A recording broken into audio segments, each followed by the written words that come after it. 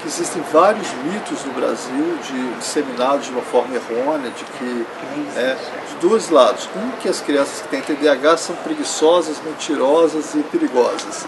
E por outro lado, de que o TDAH não existe. E no meio disso a gente tem 5% da população infantil que sofre de transtorno de déficit de atenção sendo maltratada, ou pelo preconceito ou pela falta de conhecimento. Se a gente for pensar, tem algumas discussões clássicas sobre TDAH que estão no Fausto do Goethe, né, assim, que são clássicos, né, histórias na humanidade. Esse traço está aí. O diagnóstico começa no começo do século XX, né, assim, ele cresce muito com a discussão da disfunção cerebral mínima, que era o DCM, que o professor Lefebvre tem várias publicações nesse sentido. A DCM era o termo que foi utilizado nos anos 60 para proteger essas crianças de sofrerem espancamento nas escolas, porque usava-se palmatória nas escolas e provavelmente eles eram os que mais apanhavam de palmatória e continuavam sem conseguir fazer o que o professor queria, né? Então esse diagnóstico vai evoluindo. À medida que a gente consegue ter essas novas técnicas para poder entender como o cérebro funciona e como que a gente pode intervir, fica mais consistente a nossa efetividade. Esse aqui é o grande ponto. Assim. É uma questão quase que pragmática. Assim. Olha, existe isso. Aí começa uma outra discussão importante também, que é o seguinte: o que é doença e o que é transtorno?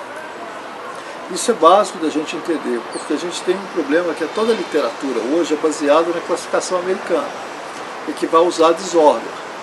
Só que desordem, traduzindo em português para transtorno ou desordem, não faz muito sentido para a gente. Para a gente o que faz sentido é doença. Você vai falar para o professor, o seu filho, seu aluno tem uma desordem, o professor, eu sei, ele faz desordem na minha sala, mas ele não... O sentido de desordem, de transtorno, que é a tradução que ficou oficial no Brasil para desordem, é um traço que a pessoa tem. E se ela sofre com aquilo, ela passa a ter um transtorno. Então você pode encontrar pessoas que têm aqueles traços e que não sofrem com aquilo, então elas não estão com a classificação completa, certo? Doença não, doença é alguma coisa que tem agente etiológico, tem uma evolução, tem características diferentes. O diagnóstico na infância, ele tem uma característica que é você saber em que fase do desenvolvimento a criança se encontra para você fazer o diagnóstico. Então, um menino de 4 anos que sobe todas as árvores não quer dizer que ele seja uma criança hiperativa. Enquanto que um menino de 16 anos que sobe o tempo todo em algum lugar, provavelmente ele pode ter esse diagnóstico. Então você tem que adequar a faixa etária. Essa é a grande especificidade do tratamento da infância e adolescência, que é relacionar o desenvolvimento infantil, as etapas do desenvolvimento com os transtornos, para assim não cometer erros. Alguns diagnósticos precoces, por exemplo, de autismo, se dão muitas vezes quando você entende o desenvolvimento infantil. Você sabe que a forma de trocar o olhar de um menino de 1 ano, 2, como que ela deve ser. Então, a partir daí você pode pensar num diagnóstico possível de autismo. Assim. Então você pode criar estratégias mais precoces de diagnóstico. No adulto é bem mais fácil.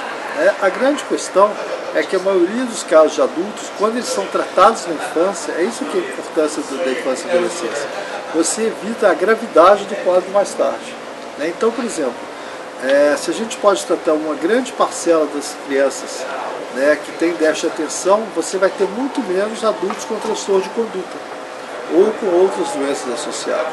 Se a gente sabe que o grupo de jovens com TDAH que não foram tratados vão usar muito mais substâncias, vão ter muito mais problemas sociais do que aqueles que foram tratados precocemente. O diagnóstico de adulto hoje tem crescido em relação a esses quadros da infância. Então as pessoas, os psiquiatras de adulto também têm interesse no nosso congresso nesse sentido. Eles começaram a perceber que talvez esse meu paciente que não melhora do quadro depressivo, ele possa ter TDAH. Ou aquele meu paciente que tem muitos problemas, quem sabe ele é uma síndrome de Asperger e eu não pensei o diagnóstico, é uma transtorno autístico. No Brasil existe um preconceito muito grande com o uso de psicoestimulantes. Por exemplo, as pessoas acreditam que os psicoestimulantes são substâncias novas, sendo que os psicoestimulantes foram desenvolvidos na década de 20 e 50.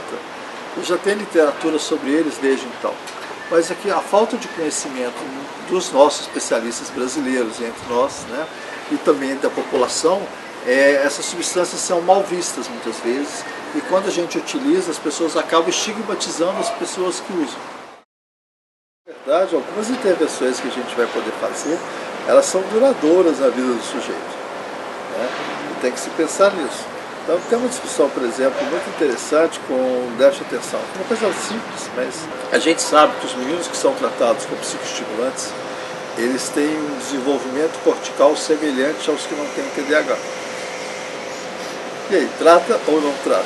Essa é uma questão muito delicada, né? Pragmaticamente trata-se, mas se a gente vai pensar que você vai alterar o funcionamento, né, ele vai ficar muito mais funcional para a sociedade atual. Mas essa é a decisão mais correta. Quem decide isso, né?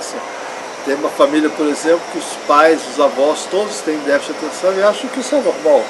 E eles acham que aquele neto deles não precisa ser tratado porque isso não é uma doença. E eu não posso falar que o TDAH é uma doença, é um transtorno, né? A diferença é a intervenção com uma criança leucêmica, por exemplo, que eu posso falar que tem uma doença, eu preciso intervir.